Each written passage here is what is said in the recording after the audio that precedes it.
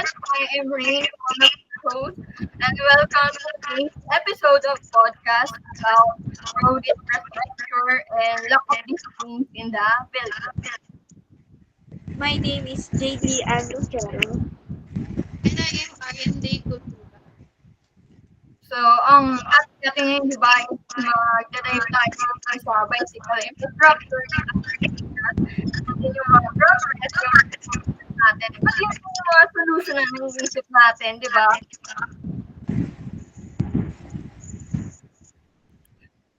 Bakit nga ba gusto natin yung topic na to?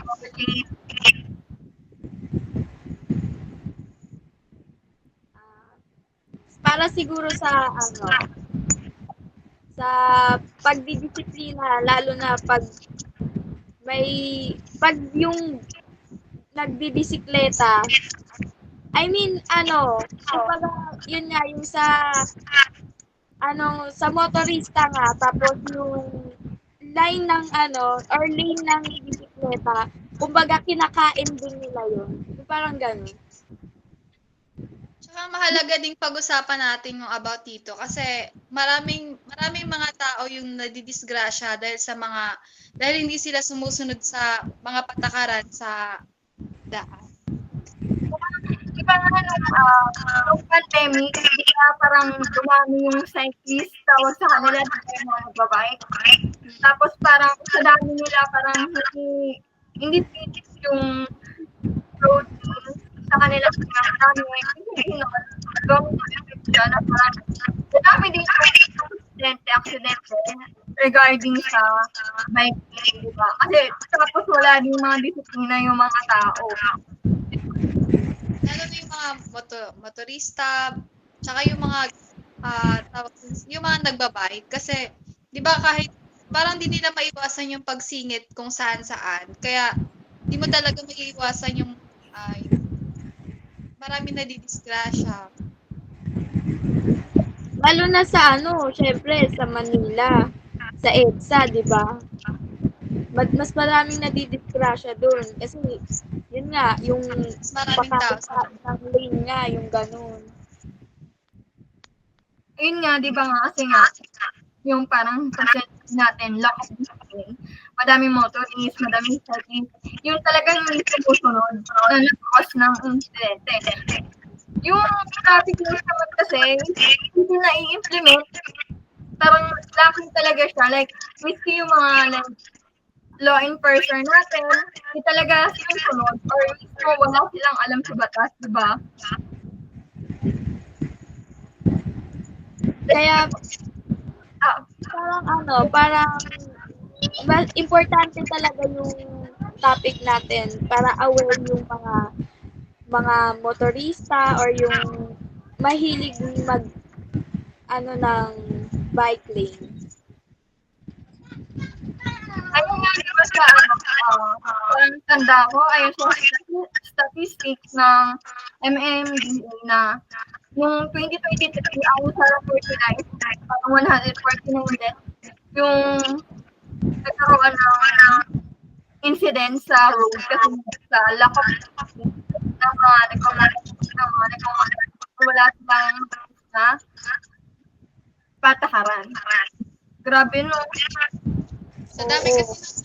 Sa dami kasi ng mga tao or yung mga motorista o yung mga nagbibisikleta, parang nabaliwala na ng mga ibang traffic enforcer. Siguro pagod din sila. Kaya parang napabaliwala na nila yung mga di sumusunod sa mga Yung parang niligan na ako, sabi niya, gusto parang talaga na mag-out. Pero dahil nga sa bike infrastructure natin dito, walang maayos, like, di ba natin yung bike lane nila, biglang liliko, or kaya naman ito, kaya hindi maayos yung bike nila na nagpapag ng incident. Tapos yung mga, naman, malalaki yung mga truck, hindi sila present. Kaya ang dami ng isip, di ba? Kasi yung mga ibang talaga, yung naman ito, wala talaga, parang wala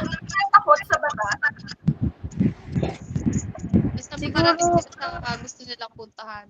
Okay na oo, yan. mga ganun.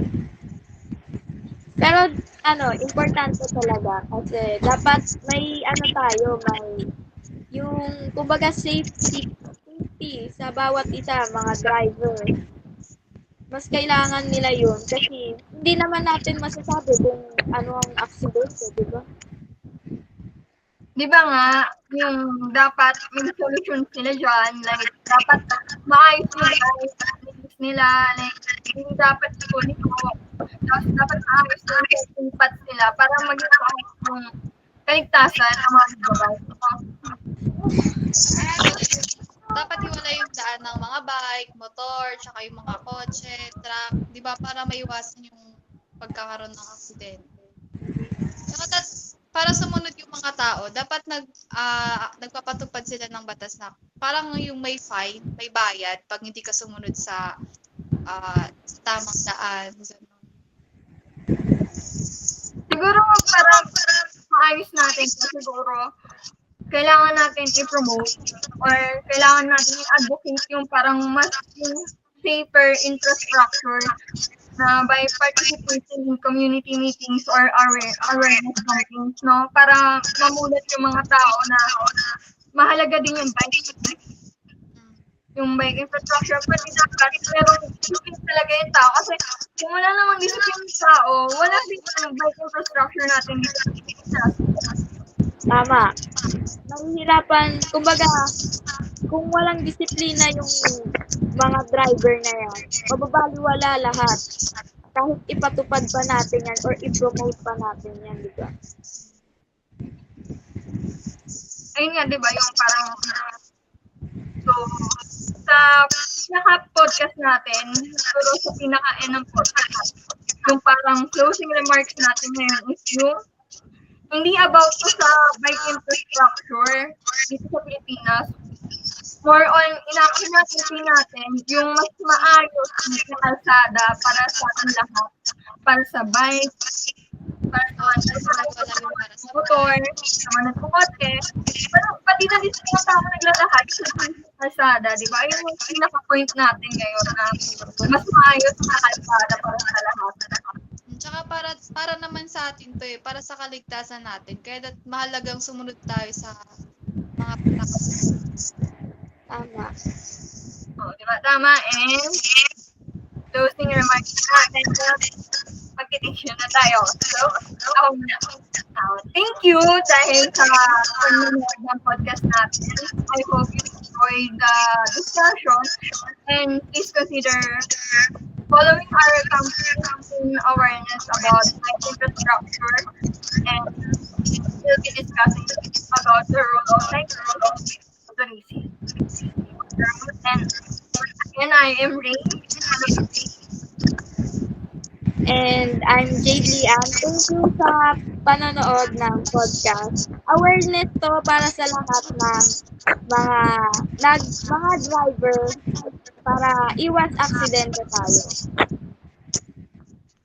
I am Arian Lee Coutura. Thank you sa oras na nilaan nyo para panoorin tong podcast namin.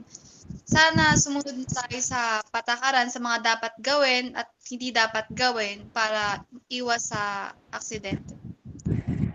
Thank you! Thank you.